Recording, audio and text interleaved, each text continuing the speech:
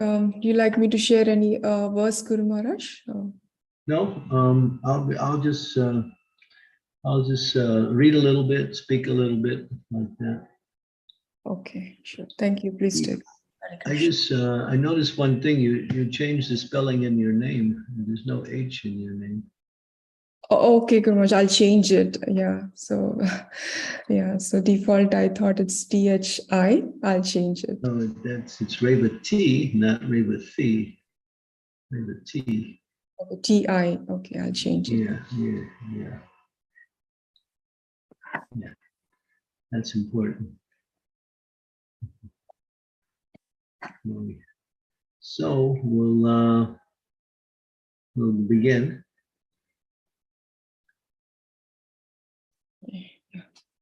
Yeah. Thank you very much. Please take over. Hare Krishna. Yeah. Okay.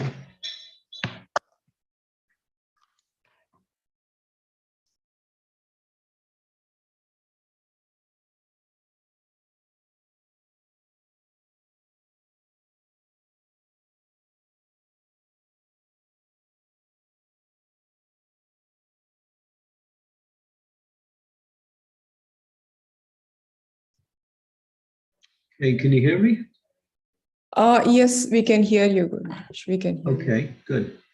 So today we're honoring Sri Janmastami, and around the world, I guess some places in India they honored it yesterday, I think, or maybe is it today? Sri Devi, is it today or yesterday in India?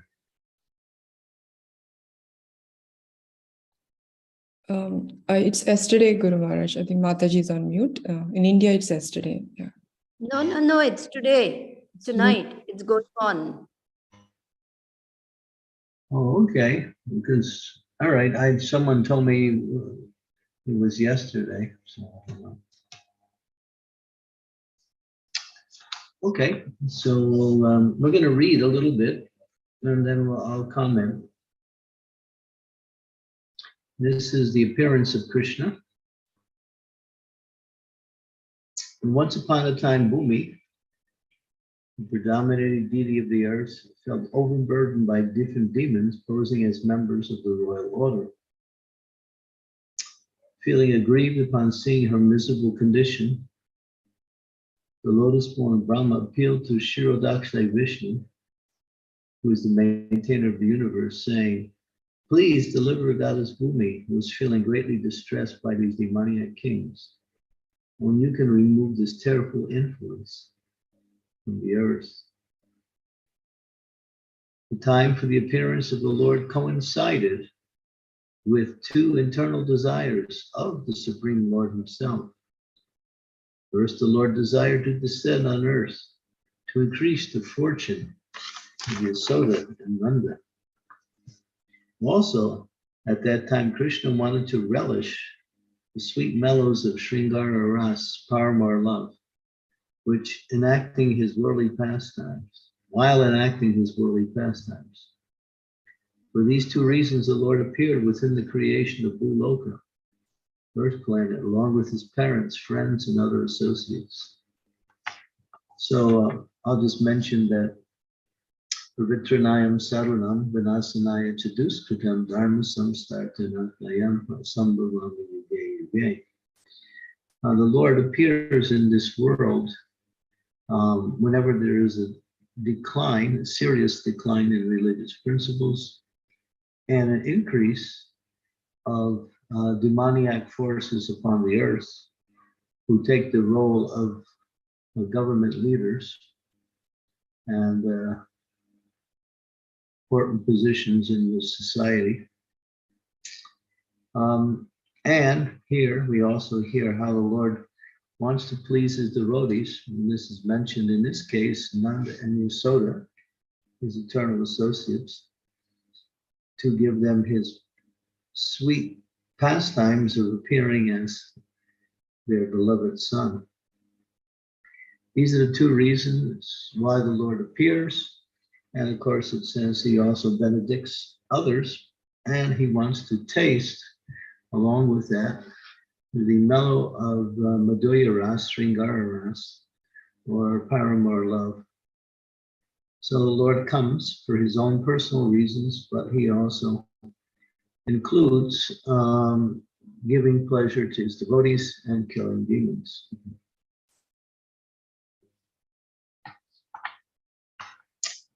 Continue. Another distinction of Lord Krishna's earthly pastimes is that when the eternally liberated gopis, such as Srimati Radharani, Chandramauli, and others, appeared, the Shrutis, that's the personified Vedas, also appeared in the homes of other gopis because they had previously cultivated the desire to serve Shri Krishna as Vraja gopis.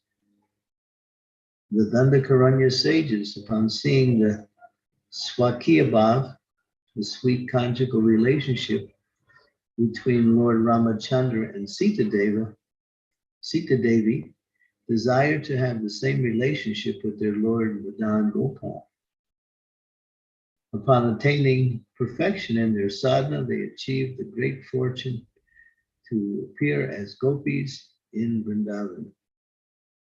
Yogamaya, Lord Krishna's pastime potency, possesses unlimited abilities, appeared invisibly in Gokul to arrange this and perform other difficult tasks on behalf of the Lord. So you see, when the Lord appears, he orchestrates a great arrangement to satisfy many desires and accomplish his many tasks. Sri Nanda and Yasoda and others appeared in the area of Mahavan, one of the forests of Vrindavan. The gopis, the gopas, and other eternal liberated associates appeared after the Lord's appearance. And then there were those who attained perfection by sadhana, namely the Shruticharis and the Municharis, who took birth as gopis in Vrindavan. So you see, by perfect sadhana, over an extended period of many lifetimes, one reaches the qualification to associate with the Lord in his transcendental pastimes when he appears on this earth. Learning of Krishna's imminent appearance, the earth personified, feeling like a wife happily greeting her husband after long separation, was immersed in unlimited joy. At the time of Krishna's birth, the general mass of people tasted the inner bliss that devotees forever relish. Auspicious signs abounded everywhere. Vishnu Kankshal, Panchajaya, who opens in a clockwise fashion. Similarly, auspicious sacrificial fires glowed in all directions. Pure and gentle breezes brought a freshly coolness like devotees who satisfy and sanctify everyone with their calm, sweet, and affectionate behavior. The whole atmosphere became as completely purified as the heart of a devotee. Devotees once again found peace and prosperity in worshiping the lotus feet of Lord Hari. Fruits filled the jubilant trees, but the envious demons exhibited various inauspicious signs of degradation, such as rapidly aging bodies and symptoms of imminent death. The desire vines of the celestial denizens seemed to be hanging in the air as if to produce fruit. At that time, all the directions became felt as pure and joyful as the mind of a devotee who has received the mercy of the Lord. So it's a nice statement that the mind of a devotee is clean, clear, peaceful, calm, and always auspicious. Why? Because they remember Krishna, because they chant the holy names of the Lord. Continue, just as gems, mantras, and medicines can remove a poisonous disease from the body of a person, the advent of the Lord relieved the world from the contamination of material existence and the sinful effects of the demons. Happiness gradually replaced the distress in everyone's heart. As soon as the Lord appears, everything becomes auspicious. What apparently is a distressful situation is removed and everyone becomes happy. And that is analogous to chanting the holy names of the Lord. When we chant the holy names of the Lord with devotion and attention, our whole consciousness becomes changed, transformed, and we feel happy, peaceful, and enthusiastic. Continue. The bodies of all creatures manifested extraordinary beauty and youthful vitality.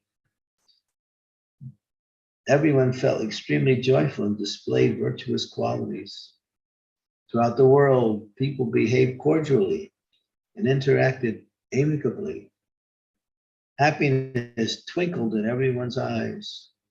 At the end of the Dwapara Yuga, which completely destroys faults and doubts, an auspicious, favorable, obstacle-free time appeared on the 8th day of the waning moon in the month of Bhadra. Just as a sweet moment of Rohini, just at that sweet moment, the Rohini Nakshatra, along with the good qualities of the moon and the auspicious conjunction of the stars called Ayushman, appeared in the sky to give shelter to gentle persons. So you see, when the Lord appears, the whole atmosphere becomes changed. Even the cosmological arrangement starts to exhibit auspicious signs.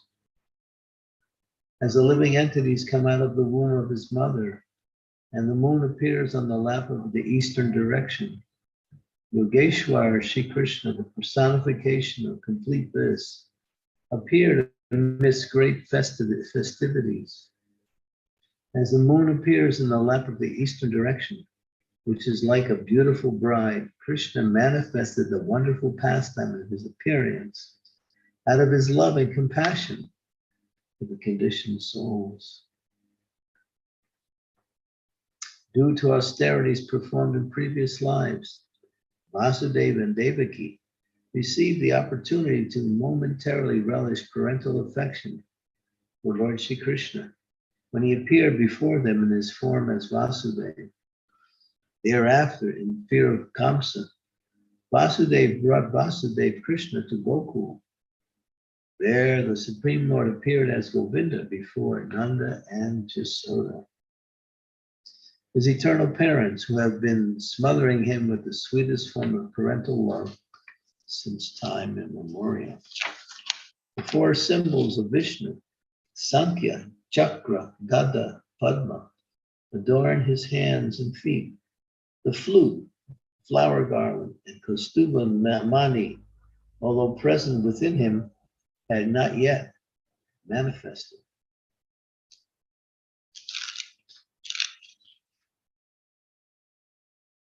In fear of cruel Kamsa, Vasudeva decided to transfer all his wives except Devaki to Gokul.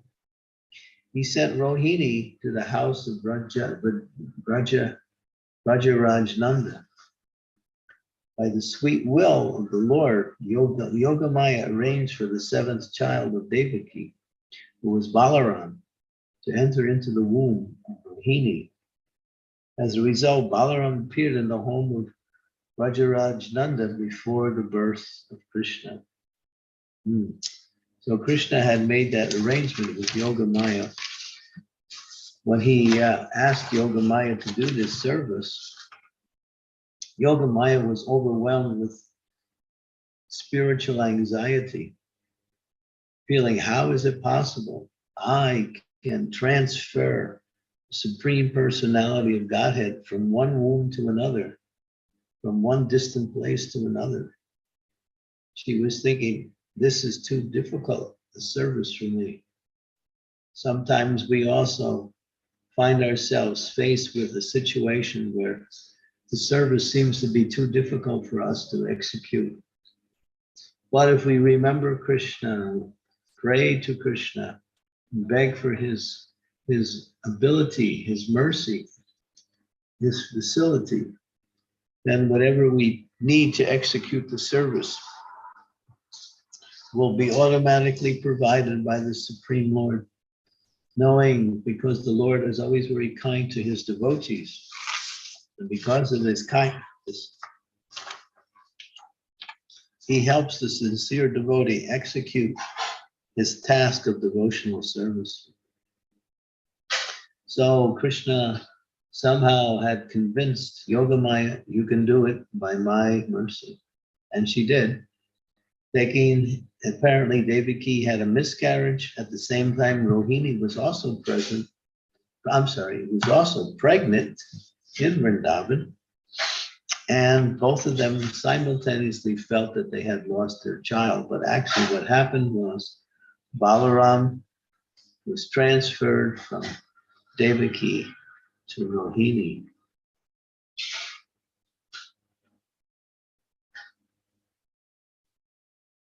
And as a result, Balaram appeared in the home of Rajananda before the birth of Krishna. Lord Hari, who was bliss personified, appeared in the home of Nanda Maharaj, the king of Vrindavan, for 3 reasons. To engage the self-satisfied sages in devotional service. To please the devotees by performing sweet transcendental pastimes.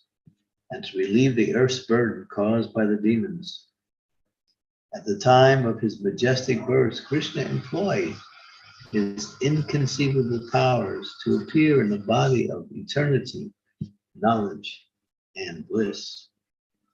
Everyone in the maternity room swelled with joy upon seeing the Lord's exquisite transcendental form that looked like a beauty creeper.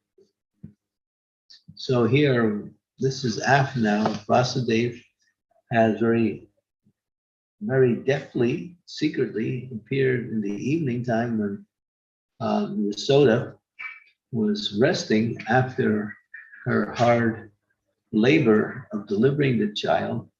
She was sleeping, and he placed Krishna, who was born of Devaki, also known as Vrindavan Krishna, and took the girl that Yasoda had given birth to, and that was Yogamaya, back to the jail cell of Kamsa in Mathura.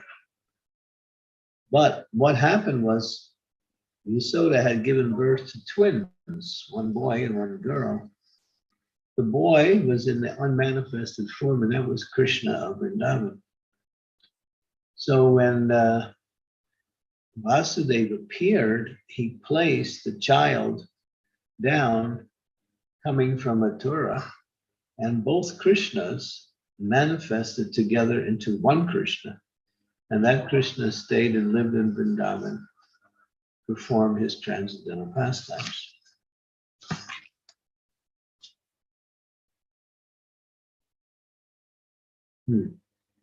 So, Mother Yasoda resembled a lake of spiritual ecstasy. She has just given birth, in which a brilliant blue lotus of personified bliss had appeared. Krishna. Neither the wind nor the bees relished the fragrance of that blue lotus. That unborn lotus was never touched by the waves of the modes of material nature. Even Lord Brahma could not see him, what to speak of ordinary people. After Yasoda and her family members fell asleep in the maternity room, Hari cried beautifully like a newborn baby. His crying sounded like the Mahavakya Omkara, announcing the auspicious arrival of his pastimes. Omkara is a transcendental vibration that had been previously emanated from the mouth of Lord Brahma. When the ladies of Vrindavan heard the sweet sound of Krishna's crying, they woke up and ran to see the Lord. With the mellow of their matchless overflowing affection, they anointed his body. The natural fragrance of Krishna's body smelled just like musk. After the ladies bathed Krishna with sweet ambrosia, he looked cleansed and beautiful. Then they smeared his body with fragrant sandalwood pulp. The guiding deity of the house sent a champak flower, resembling the flame of a lamp, into the maternity room to worship that ornament of the three worlds. With the strength of his little arms, delicate as the tender leaves of a tree, Krishna made all the lamps in the maternity room look like the garland of lotus flower buds.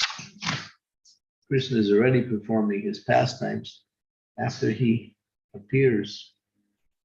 The ladies in Vrindavan saw baby Krishna like a blossoming flower made of the best of blue sapphires, or like a newly unfurled leaf of a tamil tree. Krishna looked like a fresh rain cloud decorated with the musk tilak, the goddess of fortune of the three worlds. The ointment of the greatest auspiciousness lined his eyes. His presence filled the maternity room with good fortune. Although a mere baby, Krishna had a head full of curly hair. To hide the unique signs of his hands, which were the goldfish conch shell, the Lord folded his delicate petal-like fingers into his lotus palm. At that time, Krishna laid on his back with his eyes closed. Mother Yasoda awoke amidst the joyous chattering of the elder gopis. Leaning over the bed, she admired her gorgeous son. But upon noticing her own reflection on Krishna's body, she imagined it another woman. Thinking that a witch had assumed her form to kidnap Krishna, Yasoda became bewildered and yelled, "Get out of here! You go away!" Spontaneously, she cried out to Nrsingadev to protect her precious son. Beholding Krishna's tender face, Yasoda showered tears of affection that looked like an offering of a pearl necklace. A beautiful description of Mother Yasoda with baby Krishna as she first notices her child. Yasoda saw Krishna's body as a mound of dark blue musk, softer than a butter churned from the milk ocean. Overflowing with nectar, his charming body appeared like the foam of milk. But being dark blue in color, it seemed the foam was full of musk juice. Admiring the supremely delicate form of her son, Yasoda worried about his safety and feared the touch of her body might hurt his tender body. You see how sweet and delicate Krishna is appearing. Everything is so sweet, and gentle, and so transcendently pleasing. As Mother Yasoda leaned over the bed to bathe Krishna with her milk, which was dripping from her breasts, the elderly gopis instructed Yasoda how to caress the baby in her lap and affectionately pushed the nipple of her breast into Krishna's mouth to feed him. Due to Yasoda's intense love, personified bliss flowed from her breasts as steady streams of milk. When milk sometimes spilled out of Krishna's bimba fruit-like lips onto his cheeks, Mother Yasoda would wipe his face with the edge of her cloth. After feeding her son, Yasoda gazed affectionately at him in wonder. So for those of you who are not aware, we're reading from Ananda Vrindavan Champu by Srila Kaviraj Karnapur. This is called the Sweet Description of Janmastami Leela.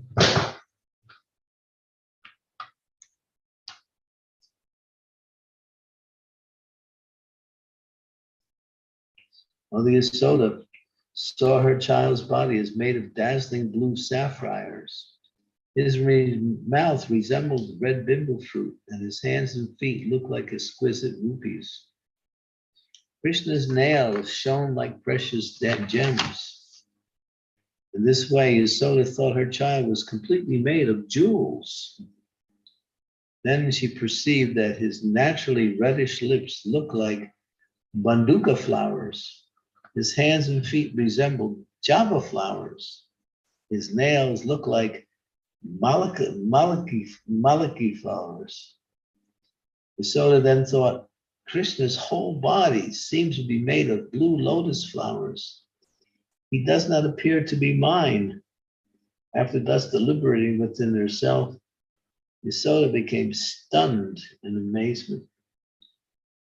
You can see here how beautiful Krishna's body is.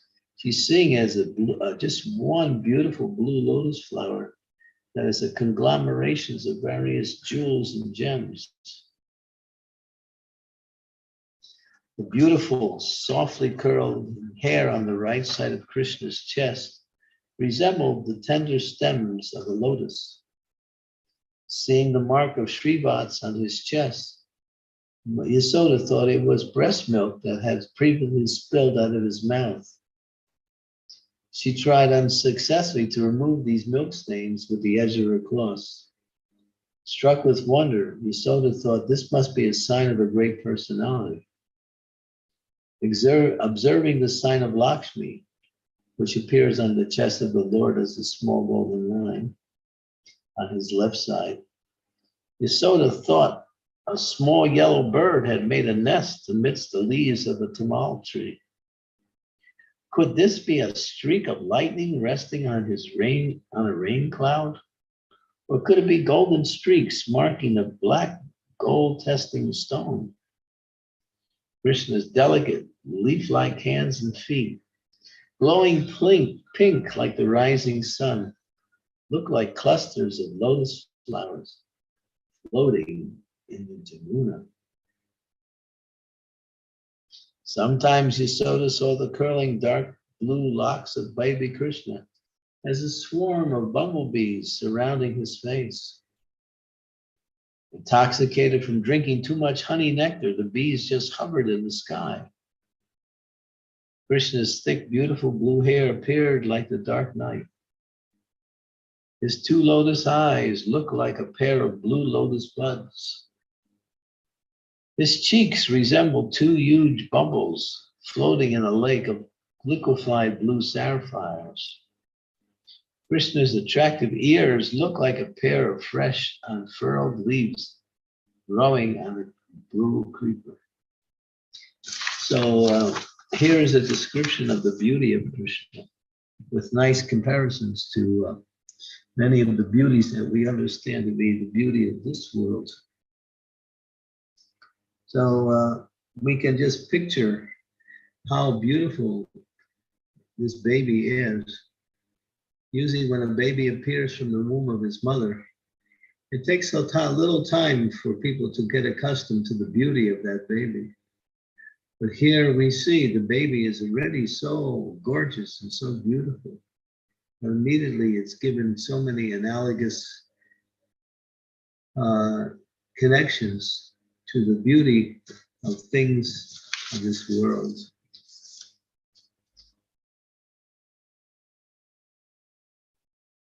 Mother Yasoda, let's see, okay. The tips of Krishna's dark nose appeared like the sprout of a tree. His nostrils looked like bubbles in the Jamuna River. The daughter of the sun god. His lips resembled a pair of red java flower buds. Krishna's chin rivaled a pair of ripe Rijamba fruits.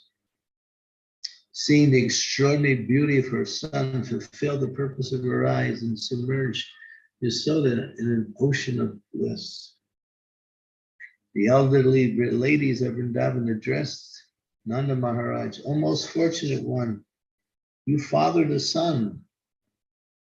Previously, Nanda Maharaj had felt deeply aggrieved over his long-standing inability to obtain a son. His heart was like a small lake that had completely dried up due to a long, hot summer. And when Nanda Maharaj heard of his son's birth, He felt as if the dry lake of his heart had been blessed with a sudden downpour of nectar. The gentle sound of Krishna's voice removed all his grief and lamentation. He now bathed in the rains of bliss, swam in the ocean of nectar, and felt embraced by a joyful stream of celestial glimmer. Pure poetry, the description of Krishna's appearance into this world, kind of illustrates how transcendental and so how exquisite Krishna actually is. We can't imagine the beauty of Krishna. It's beyond the imagination. Here is an attempt to describe that beauty using comparisons of the beautiful surroundings that make up this realm of existence. But even they fall short to describe actually what is that reality that everyone is able to see, but no one can understand. Nanda, eager to see his sons, his body was thrilled with astonishment and waves of ecstasy as he stood outside of the maternity room. Because he had accumulated heaps of pious activities, it appeared that the king of Vrindavan was now shaking hands with the personification of pious deeds. Actually, standing in the background, Yogamaya induced Nanda Maharaj to enter the maternity room. He rushed in to see his son, the personified seed of condensed bliss. It seemed that all the auspiciousness of the three worlds now resided within Krishna, being the original cause of everything. Nanda saw his son as a perfectly charming person. The mascara around Krishna's eyes looked like lines on a black creeper of beauty. As the very embodiment of Nanda's good fortune, Sri Krishna bloomed like a beautiful flower in a garden of desired trees. The Aparajita flower is compared to the body of the Queen of Vrindavan. Her son is like the representative of the Upanishads that are compared to the fruit of the desired creepers. By seeing his glorious son, Nanda felt that he attained happiness, perfection, and fulfillment of all his desires. Meeting that embodiment of bliss overwhelmed Nanda with immeasurable satisfaction. He stood motionless, stunned. His hair stood erect and tears poured from his eyes. He appeared like a person carved in stone or a figure drawn in a painting. For some time, Nanda Maharaj remained in this semi-conscious state, like a sleeping man about to awaken. You can just picture, he's standing there, he's stunned, he's almost like a statue, but at the same time, his eyes are filled with tears as they flow out in happiness, seeing his beautiful son. Upananda, his brother, Sunanda, his other brother, and other relatives felt extremely joyful about observing the best of Brahmanas, who performed the purification rites for the newborn child. To ensure his son's welfare, Nanda Maharaj donated newborn calves to each and every Brahmin, thus turning their homes into abodes of Surabi cows. These cows had gold and silver-plated horns and hoofs and jewel necklaces around their necks. In addition, Rajapati Nandana filled the courtyards of their homes with his hills of gold, jewels, and sesame seeds. While opulent Nanda distributed charity, the Kamandhenus, touchstones, and desired trees lost their power to produce valuable items. Even the jewel-producing ocean lost their stock of jewels, and the goddess of fortune, who was the abode of lotuses, had but one lotus in her hand. The auspicious news of Krishna's wonderful appearance spread in all directions by word of mouth. Delightfulness danced in the heart of Nanda, along with his brothers Upananda and Sunanda, and all the other gopis. The gopis brought many varieties of delicious dairy products such as milk, yogurt, butter, wet cheese, and hard cheese, in jewel-studded pots. The pots were tied to the ends of bamboo poles with jute straps and carried on their shoulders. Bedecked with many precious jeweled ornaments, the gopas appeared very handsome. They dressed in beautiful yellow cloth, defeating the brilliance of lightning, and held staffs topped with gold and jewels in their lotus hands. Now, a nice description of what is happening in the surrounding area. As a great ocean spreads its waves in all directions, the birth of Krishna filled the Vrajavasis with unbounded bliss. The gopis and gopas enjoyed a grand festival by happily eating and by splashing each other's body with a mixture of yogurt, butter, and condensed milk. Just to stop for a minute, I remember when I first joined the Hare Krishna movement, the first Janmastami celebration that I ever experienced was, we did this. The devotees had yogurt, butter, milk, condensed milk, and many of it laced with turmeric. And we were throwing it on each other and smiling and laughing as we became inundated with all of these beautiful milk products. Of course, this can only be done in New Vrindavan or places similar because we had so much abundance of these wonderful substances. Later on, I saw that same program duplicated in New Rajadam, where Shivaram Maharaj had his devotees do it in a very interesting way.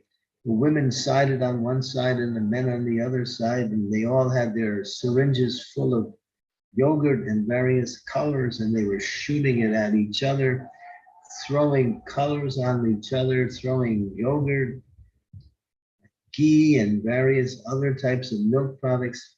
It became a joyful experience as everyone was saturated with the love thrown from the other person in the form of various beautiful and very tasty milk products.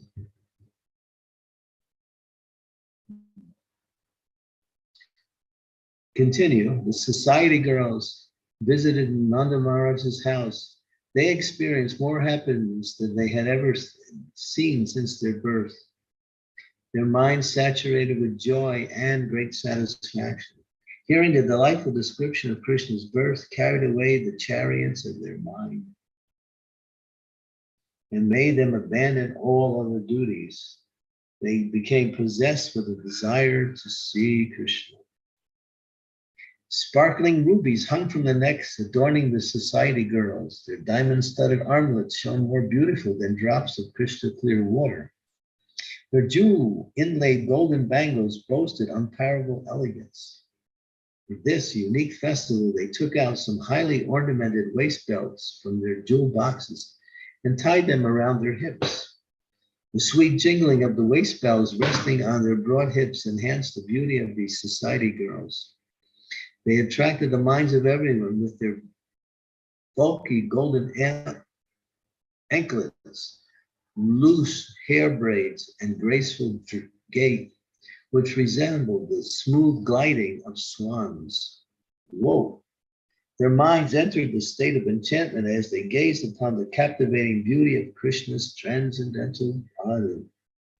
To worship Krishna, they brought golden trays full of auspicious articles such as fruit, flour, yoga, durga grass, uncooked rice, and jewel-bedecked lamps.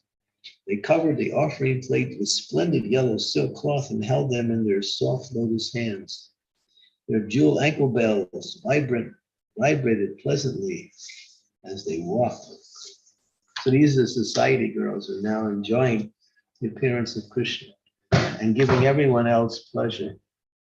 Beholding the astounding beauty of the delicate baby, the society girls considered the purpose of their eyes fulfilled. They perceived Krishna's perfect birth to be like the appearance of the leaves of an important herbal medicine. Krishna resembled a blue lotus floating in the lake of his parents' affection. After bestowing the best blessings for Krishna's prosperity, they worship Krishna with fresh flowers and a constant shower of loving glances. With great enthusiasm, the society girls glorified Rajeshwari Yasoda, since she had attained the essence of all good fortune by having Krishna as her son. Leaving the maternity ward, the society girls entered the assembly hall of Nanda Maharaja's palace. Their faces look extraordinarily beautiful as they sung melodious songs which resembled the soft, sweet humming of bees moving amongst the cluster of lotus flowers. Wow. All the guests bathed in the nectar produced by these soothing sounds. Overwhelmed with love, they filled their lotus palms with fragrant oil, turmeric paste, and fresh butter, and started smearing each other's faces and bodies with these substances. They looked very attractive. With smiling faces and glittering white teeth. So you see, the appearance of Krishna was like a festival in the hearts of everyone. Then their red lips seemed more beautiful than red banduka flowers. This incredible display of elegance smashed the pride of the goddess of fortune of the three worlds. Carried away with joy over Krishna's birth, they fearlessly threw cheese balls, butter, and yogurt at each other. One could mistake the white balls of cheese for hailstones, solidified moonlight, or white mud from the floor of the milk ocean. Then they showered each other with buttermilk, aromatic oils, and water mixed with turmeric. Cymbals, damru drums, beddies, and big drums vibrate auspicious sounds with specific melodies. A celestial concert, precise poetic meters, proper rhythms, and metrical compositions suddenly manifested there. The musical assembly inspired the society girls to sing and dance in great joy and merriment. Though not good singers by the will of the Lord, they sang with great virtuoso. Then wonderful songs filled Nanda Maharaja's heart with joy. The combined vibration of Brahma's chanting Vedic hymns, the recitations of the Puranas, and the panegyrics prayers transformed the ether into Sabda Brahman, pure spiritual sound. The joy of Krishna's birth celebration taxed the minds of Nanda's capital city as they swelled to the brim with milk, yogurt, and other auspicious liquids. Soon rivers of this nectar flooded the streets of the town and permeated the entire atmosphere with a sweet fragrance. Disguising themselves as birds, the demigods descended to Rajapura to happily drink along with others the flood of nectar. The Brajavasis decorated their cows with gold and jeweled ornaments. Then in great excitement, they smeared them with oil, fresh butter, and turmeric paste. Beholding Krishna in their hearts, these fortunate cows look like the essence of the earth's auspiciousness. The whole world resounded with the jubilant bellowing, with their jubilant belling, as the cows showed their happiness in welcoming Krishna into the world. Absorbed in the ecstasy of Krishna's birth, they forgot about eating and drinking. The festival drowned the gopis in an ocean of joy. After offering oil, vermilion, garlands, and utensils in charity to all the assembled gopis, Rohini, the wife of Vasudeva, asked them to bless Krishna. Upon completion of the sacrifice, the elder brother of Nanda Maharaj, Upananda, and other relatives felt constant happiness while taking their baths. Keeping the king of Vrindavan in front, Nanda's relatives offered opulent cloth, jeweled ornaments, tambula, garlands, and sandalwood pulp to all the guests. Then they humbly requested all in attendance to bless that wonderful, auspicious boy who had just appeared in Vrindavan. Sri Krishna Janmastami ki jai.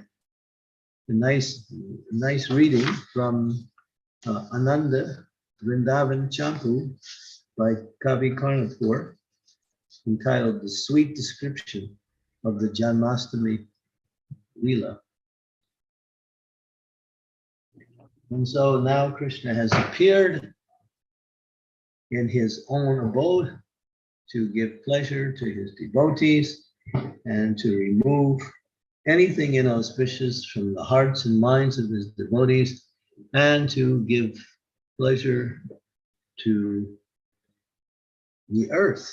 The earth enjoyed the presence of Krishna as his lotus feet touched the earth and caused the earth to dance in great happiness, spinning and exhibiting her ecstasy as trees bloomed from just buds automatically into full trees, showing the ecstasy of the earth was feeling upon being touched by the lotus feet of Lord Sri Krishna.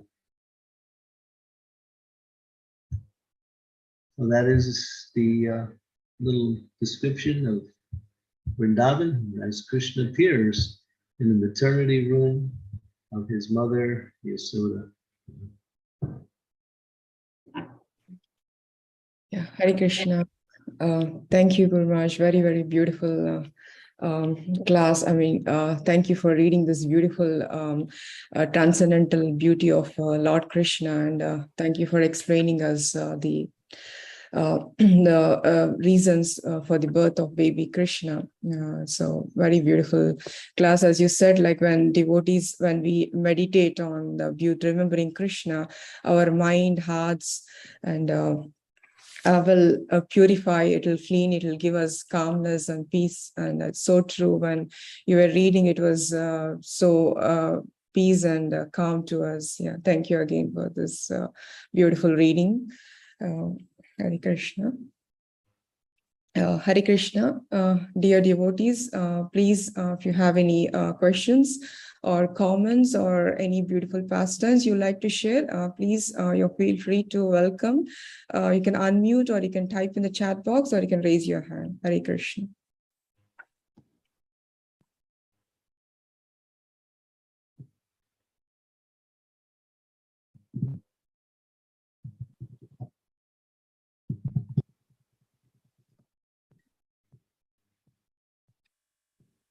Also, I would request devotees, possible, please turn on your cameras. It'll be nice and engaging. It's a very auspicious day. It'll be nice to see and also get darshan of Maharaj.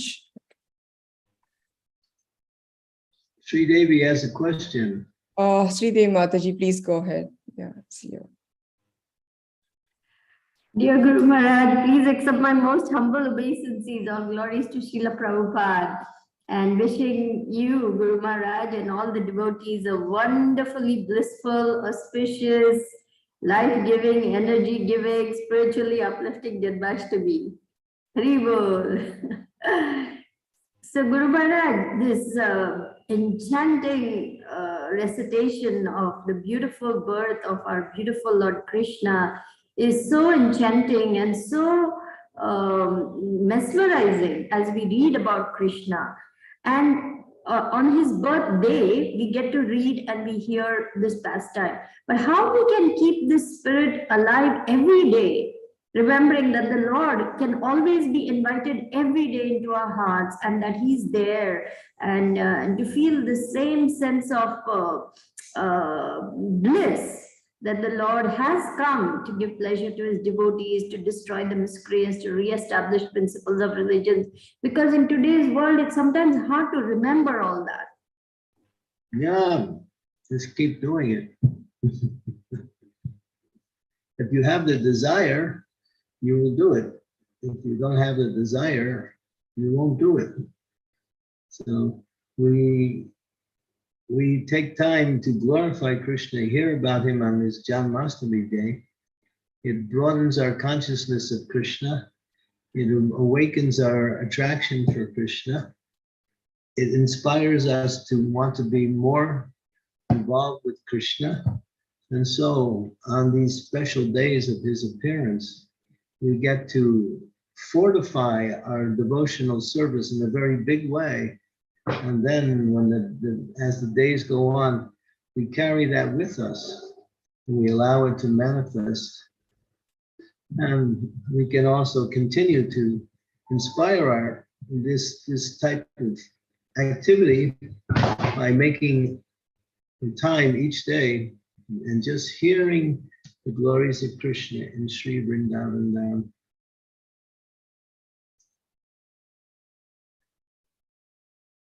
Schedule it, and you'll find it becomes more natural. Krishna's leelas and the activities centered around all of his qualities become attractive through repetition. So as we do it more and more and more, there's a certain sweetness, a certain attraction that awakens within our own life. Once that manifests, then it's not any longer an endeavor. It becomes a natural part of our day to hear about Krishna, to glorify Krishna.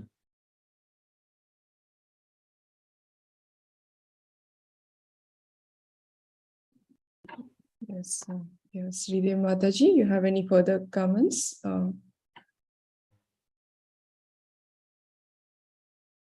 No, that's perfect. Thank you, Revati. Thank you, dear Guru Maharaj. Hare Krishna. Thank you. Hare Krishna. So, devotees, any more comments, questions? Any pastimes that you'd like to share? It's a very auspicious day.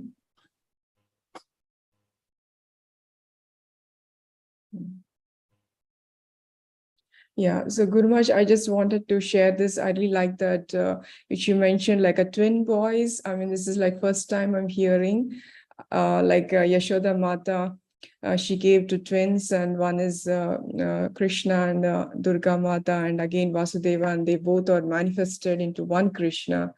So like today I'm learning for the first time that thing. So usually I thought it's one Krishna, but it's two Krishnas manifested into one. It's one Krishna manifested in two different forms, that's all. Or one Krishna manifested into two different forms. There is Krishna, which is Vaikuntha Krishna, as he appeared in the jail cell of his mother Devaki, and Vasudeva dressed in all of his ornaments, along with helmet, and appearing in 4 arms. That is the Narayan feature, but we also refer to him as Krishna because he appeared as a little baby. And then he was eager to leave that jail cell and immediately go to his home in Vrindavan. Therefore, another name for Krishna is Leela Purushottam. Purushottam means the best of all persons. And Leela Purushottam means one who wants to enjoy loving pastimes with his devotees in his home in Sri Vrindavan. So this Krishna finds great happiness in enjoying with his devotees and exchanging loving relationships, dancing, singing, playing, and various other sweet exchanges between him and his eternal residence. Okay. So we can enter into that same mood. It's not like it's exclusive. We're on the outside and it becomes something we just visualize from a distance. No. If we become absorbed in hearing about these things and then chanting about them, we actually can start to enter into that same mood and take part as one of Krishna's eternal residents in the spiritual realm of Vrindavan. That is our good fortune. We can associate with Krishna just as the residents of Vrindavan did. Okay. Yes, yes. Thank you, Guru Maharaj. So as Sridhar Mataji was mentioning, like to maintain that mood, whenever we hear and when we chant, we have that mood, but that mood, it doesn't stay a longer time. So again, when we have like a devotee association, everything, so we can see the mood will come back. So it's like if you just keep doing, emphasizing that mood over and over, it becomes more of the natural mood that you will adopt. Okay, that's Guru Maharaj. That's all. More and more. More and more hearing. If we want Krishna, this is what we need to do. If we want to be a, what we call a devotee who just kind of just skims the top of devotional service, we will never taste the real nectar that is available.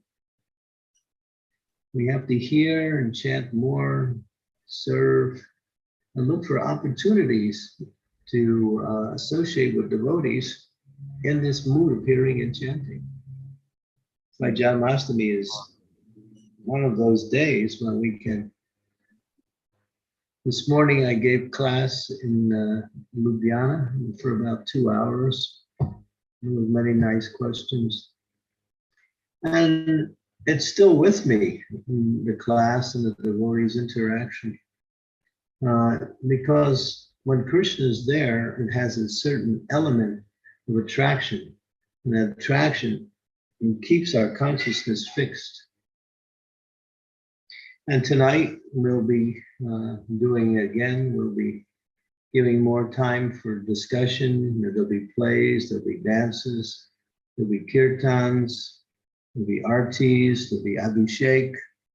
So all of our temples put on these great festivals simply to glorify Krishna and to attract us more and more, becoming devotees of Krishna. So we should go to the temples, take part in the programs that are there. Yes, Guru Maharaj.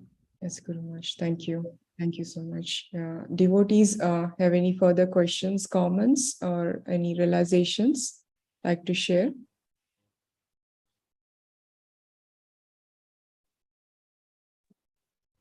Sridevi Mataji, please go ahead.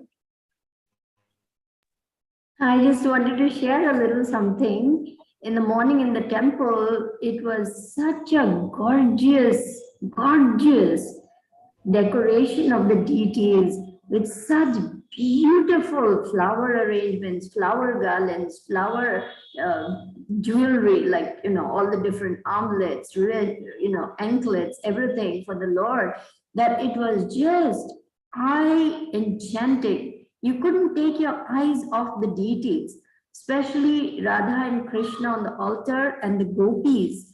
They were all dressed so beautifully that we couldn't move from there. We were just standing there and gazing and gazing and gazing. It was like nectar for the eyes. It was so beautiful.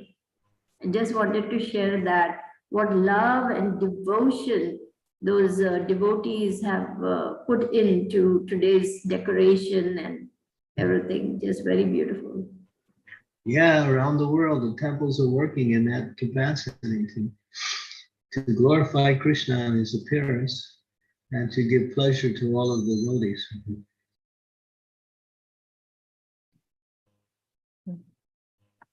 Thank you, Mataji, for sharing that. Yeah, please do share pictures. I would love to take darshan. Yes, Namrata Mataji, please go ahead. Hare Krishna, Guru Maharaj. Please accept my humble obeisances. All glories to Shri Prabhupada.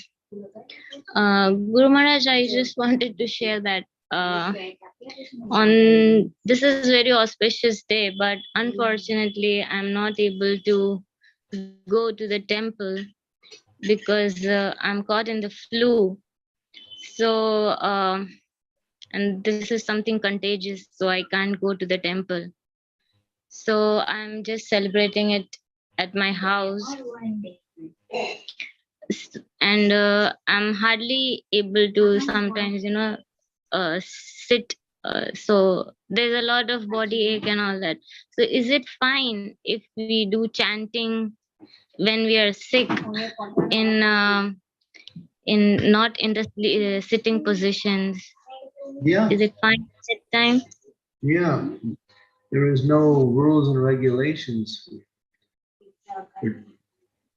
because of whatever, because of some compromised position, situation. The most important thing is to somehow or other stay connected. Whatever it takes to stay connected. Right? Yes, Guru Maharaj. Thank And you. one thing you could do is if you have some tape recordings or some videos, you can play Krishna's pastimes. There are readings where the whole pastime of Krishna is read from the time that it begins to the time that Krishna appears, which takes up the first 3 chapters of the Srimad Bhagavatam. So you can look online for that reading and see there are devotees who read, and it's just so sweet listening to these pastimes. You can just relax in your home and not do anything and just hear and take your mind into Vrindavan. Yes, Guru Maharaj.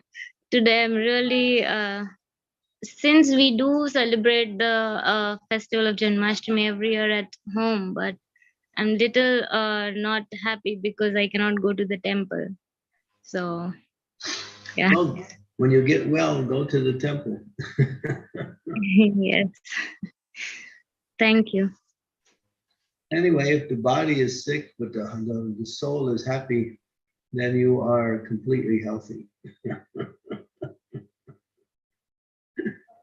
Yes, I'm trying to stay in the mood as much as possible, Guru Maharaj, because the sickness is, a lot. So, you just disconnect from bodily, on the bodily platform, you are just disconnecting. And I'm trying to put the speakers of ISKCON near me so that, I listen to the lectures. Yeah, just absorb yourself in that and let your mind be taken into the sound vibration. Yes, Guru Maharaj. Thank you. Thank you very much. Hare Krishna. Hare Krishna. I hope you get well soon. Yes, thank you. Hare Krishna. Yeah, Namrata Mataji, please get well soon. Yeah, so hope you feel better soon. Yes, Srimati Mataji, please go ahead. Krishna Guru Maharaj, please accept my humble obeisances. All goes to Srila Prabhupada. I don't have any question, but I just want to share that here also in Dallas, devotees are engaged in a lot of services, decorating the temple and cooking prasadam, and a lot of entertaining booths are set up for today's evening program. And Siddharth and Prabhu went for Mangalarti. So I'm at home. So yeah, evening I have also signed up for some services in the temple. Yesterday I went for decoration, helping in decoration. Good. And you'll go later on tonight? Yes, Maharaj. Evening we are going there until midnight. We'll be there. We have prasadam distribution service. I signed up for that. So and this year is special 50th anniversary of ISKCON Dallas Temple. So we have several booths about the timelines of Dallas Temple, like what are the major events happened and how the temple changed from the beginning to now, and also about His Holiness Tamal Krishna Goswami Maharaj. Our Bhakti Vriksha is doing a special booth where we are displaying the artifacts of the personal items of His Holiness Tamal Krishna Goswami Maharaj. So that is a wonderful experience for all our devotees to see. Yeah. The way the pure devotee worships the Lord can be an inspiration for all of us. Good Maharaj. So I would like, if with your permission, I would like to show you the pictures of Mayapur, Guru Maharaj, if you are. Yeah, yes, please. Revati, put her on full screen there. Yeah, there you go. Whoa. Shri Shri Radha Madhava ki jai. Radharani ki jai. Purana Mahaprabhu ki jai. Shri Shri Radha Madhava ki jai. As Sri Devi Mataji said, very nice and opulent. Bhagavan Shringadev ki jai. With Prahlad Maharaj ki jai.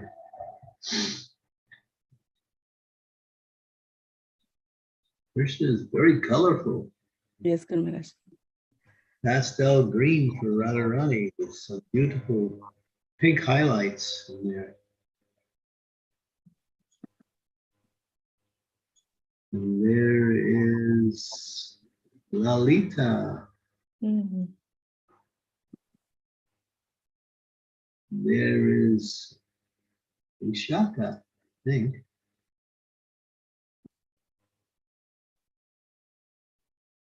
And there is. Indulekha, Guru Maharaj. This is Indulekha. I'm sorry, Lalita, Champaklata, then Chitra, then Tungavidya. Champaklata. Oh, going down the line. Okay. And the next should be Tungavidya, right? Tungavidya. She is the scholar amongst the devotees. Lalita, and then there is Champaklata. And who's next? Chitra. Chitra Gopa. Chitra Gopi. And Tungavidya.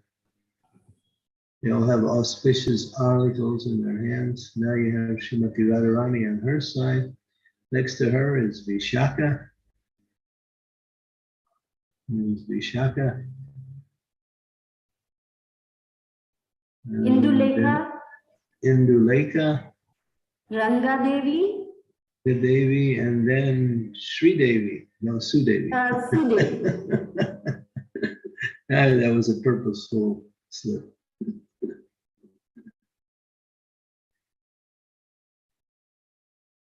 Aha.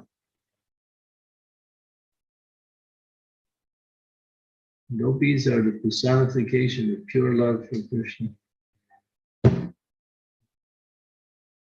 Ah, beautiful. Yes, Guru Maharaj. Wow.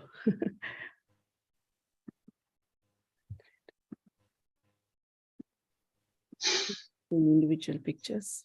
This is the Radha Madhava. Very beautiful. And it's Radharani's side, Krishna's side.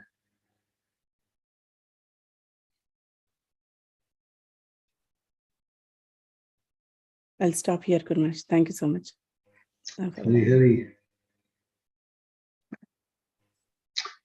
Thank you. Yay, so everyone have a happy Janmastami. And Yes, thank you, Mataji, for sharing those pictures. I think, Guru Maharaj, we have one hand raised. Aarti Mataji. Is it okay? Arti, she's driving in her sports car, driving 150 kilometers an hour, right? No, I'm home now, so I'm not driving anymore. You made it. Yeah, I made it. Hare Krishna Maharaj, please have my humble obeisance, glory to Srila Prabhupada. Haribo Arti. Guru Maharaj, I had a question. I was wondering, are there any benefits if someone, a non-devotee, has passed away on a day like Janmastami? To get that benediction is not easy. To die, to pass away on Janmastami. I know one devotee who did that. And it was appropriate because he lived his life serving the Lord in the most exemplary way, with such enthusiasm. Even when he was leaving his body, he was still preaching to the very last end. And I was there, I came to see him. And this was in Switzerland. His name was Sankirtan Das. And he was preaching to all of us his body was really broken down. He had throat cancer, but still he could preach. He wouldn't stop preaching. He wouldn't let his disease. And then later on, we learned that he left on the Janmastami day, so we could understand Krishna showed him special mercy. So yes, it is a very rare and great fortune to leave the world on such days, or to be born on such days. It's another auspiciousness.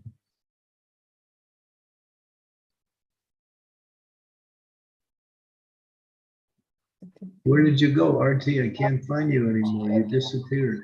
Yeah, Mataji got disconnected probably. Yeah, she's driving. So. She got out of her car. I think that she wanted to walk into her house probably. Yes, yeah. So Mataji, Guru Maharaj, Namrata Mataji, still you have a question? I see your hand raised. No, Mataji. I was just going to ask what Aarti Mataji said on the opposite. What if somebody is born on that Janmashtami day? So Guru Maharaj already answered that. So I lowered my hand. So my sister was born on that day. So I was just wondering. Oh yeah, it's not something that you can just desire to get. That's a gift.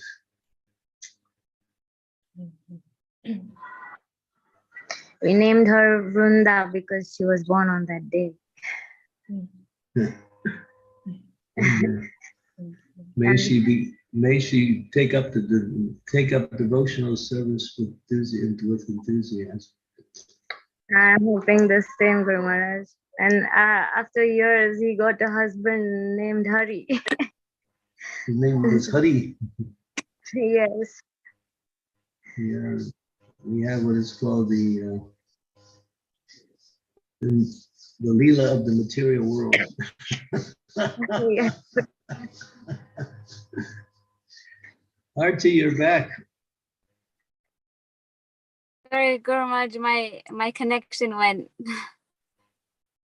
You were with so much happiness, you broke the connection, huh? That happens. So yeah, anyone born on any of the auspicious days that herald the appearance of the Lord is very, very special.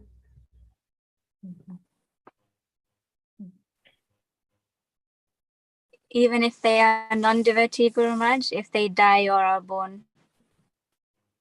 Well, obviously there's some mercy there. Because if you understand, you'll understand that all living entities are devotees. Some are practicing and some are not. But everyone's a devotee. Because everyone has pure love for Krishna in their heart. Some are fortunate because they realize who they are, and others, their fortune may come in due course of time. But everyone is a devotee of the Lord. Everyone is intimately connected with Krishna in devotion. Everyone has pure love for Krishna.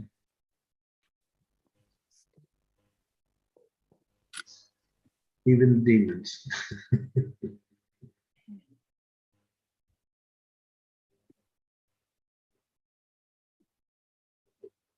So, Aarti Mataji, is that? Yeah, the Mataji got.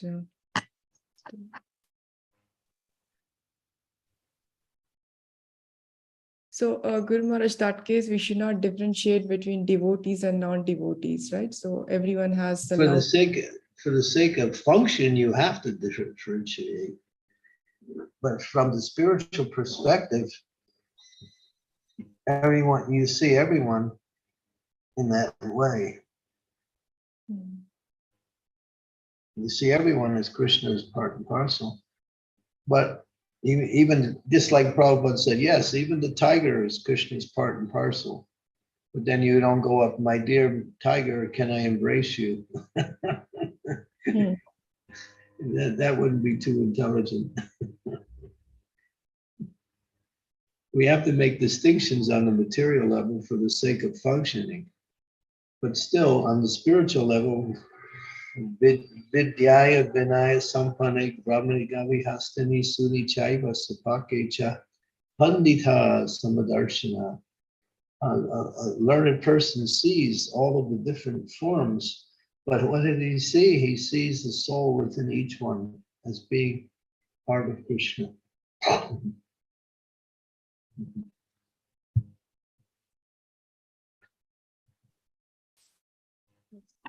Yes, Maharaj, thank you so much for that. So the progress is something like we can see that when we start seeing everyone as a part and parcel of Krishna, then we can see that progress is happening, right, Guruj? That's how we can. That comes with realization based on your execution of devotional service. To superimpose that consciousness, you can do that, but it will never remain steady.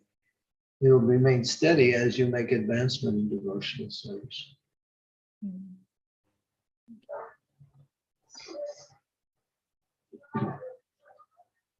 Okay, so we'll see you all tomorrow for Srila Prabhupada's appearance day. Tomorrow is His Divine Grace A.C. Bhaktivedanta Swami Srila Prabhupada Ki Jai. By His mercy, we are celebrating Janmastami. And thank you so much, Guru Maharaj, for coming to Charlotte and giving us causeless mercy on us. It was like a festival. Kalakanti, Haribol. Hare Krishna, Guru Maharaj. Accept my beloved sir, the Krishna Prabhupada. Haribol. So nice to see you. You're in a manor? Yes. It's very busy here. Yeah, you must be very busy, engaged in service, huh? Yes, I'm just free now, so like 2:30 and I'm going back for satsang. Good. You're lucky. You have a nice program in Bhaktivedanta Manor. Yes.